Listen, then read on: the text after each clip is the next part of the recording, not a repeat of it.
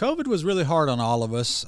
It was rough time. The world changed. Everything changed. But one thing that really kind of bothered me during that time is that there were people all over the world that were being manipulated, saying, if you don't do this, then you don't love your neighbor. If you don't take the jab, you don't love your neighbor. If you don't wear a mask, you hate your grandma. If you don't, if you don't stay home, then you obviously want everybody in the world to die. And that was not true. It was like this global gaslighting going on. And unfortunately, it was happening in churches. But I thank God for it, because what it did was that it revealed who was who in the Christian community. I think the Rona had revealed to evangelicals who the real liberals were in their camp that they weren't separating from, which I knew basically who they were to begin with, but it gave another opportunity for that to be recognized. And unfortunately, there's things like that still going on today, stuff like that still being said in churches today. And today we're going to give you an example of another guy who says, if you're not willing to wear a mask, then how are you going to carry a cross? Give me a break, loser. Come on. We're going to show you that video today. Don't go away.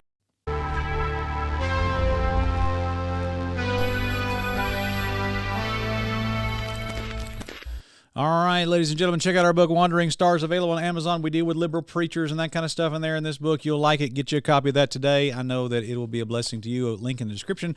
Available on Amazon. So here we go, woke preacher clips. And man, I'm telling you, this guy's doing the Lord's work. He is a kingdom builder.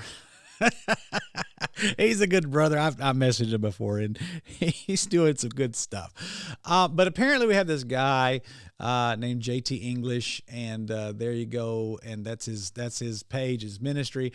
And you kind of go through and just see what a person is, what they're about, who they preach with. The guy's preaching with Jen Wilkin. He's doing the Gospel Coalition conferences. And so for me, that kind of gives me an idea where on the spectrum where he is. And so, there you go. But here's what he said, and I just want to play this for you. And it starts off, some of the things he says are okay, but what he says is about the mask, it really bothers me. So let's just let him talk. We preach Christ crucified.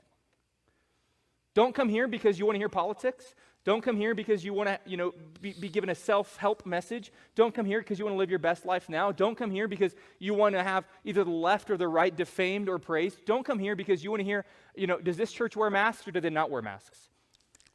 And see, already it's problematic.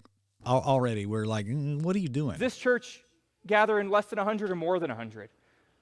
See, one of the things, this is outside of my notes, which this is the kind of stuff that gets me fired, but I'm just going to say it anyway. The emails that I get, I'm thankful for them. But if you send me an email that says, we're going to go to another church because you're having us wear masks,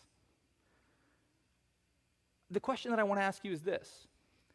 If it's that hard for you to pick up a mask, how are you ever going to pick up a cross?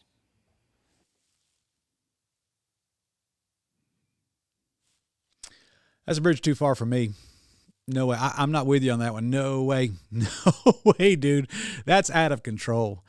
I'll tell you what, that is a manipulative statement. And you kind of go through these comments here, and you see what people are saying. This guy says, I'm going to preach Christ, Him crucified. But let me tell you that if you can't wear a mask, how will you take up a cross? I find that to be problematic. And then Tom Buck says, we're not gathering around a political ideology or philosophy of ministry, but proclaiming Christ crucified. But unless you follow the political ideology of wearing a mask and adopt our philosophy that says you must, you can't come to hear the proclamation of Christ crucified. That's exactly right. Bingo. We don't preach political ideology. Star preaches political ideology. And so someone said he took it out of context, which I guess, it doesn't look that way. So this feeds into, for me, it's still kind of a sore subject. I'm still not happy about it. The idea that if you didn't take this jab, which there are reports coming out now, and I think one of the statutes of limitations clears on some things. I think there's going to be a lot of nefarious things come out that we already knew was the case. If you love your grandma, you'll put this into your body. If you love your family, you'll stay away from them.